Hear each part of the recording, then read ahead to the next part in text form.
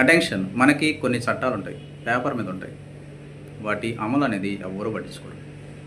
So for example తీసుకుంటాం, representation of people's act section 123 subsection 3. ఏంటి దాంట్లో ఉండేది?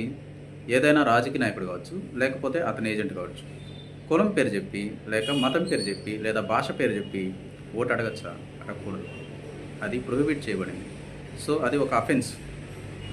ఎవరైతే దాన్ని చేస్తున్నారో వాళ్ళు చట్ట ప్రకారం శిక్షార్హులు. కానీ ఎంతమంది మీద శిక్ష పడింది చెప్పండి? పడదు. అలాంటి సెక్షన్ ఉందని చాలామందికి తెలియదు. సో తెలియక అడుగుతారని అనుకోలేము. ఎందుకంటే రాజకీయ నాయకులు తెలిసి ఉంటుంది, కానీ వాళ్ళు పట్టించుకోరు. వాళ్ళ మీద ఎవరు కేసులు పెడతారు చెప్పండి? ఎవరు పెట్టరు.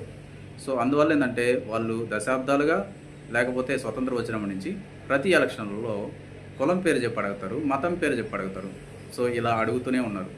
ఏంటంటే ప్రజల మధ్య ఉండే డిఫరెన్సెస్ని వాళ్ళు ఉపయోగించుకుంటారు. సో ఇలా వైషమ్యాలు పెంచి వాళ్ళ పబ్బం గడుపుకుంటారు. సో ఎవరైతే రాజకీయ నాయకులు ఇలా మతం పేరు చెప్పి లేదా కులం పేరు చెప్పి ఓట్లు అడుగుతున్నారో వాళ్ళు చట్ట ప్రకారం శిక్షార్హులు.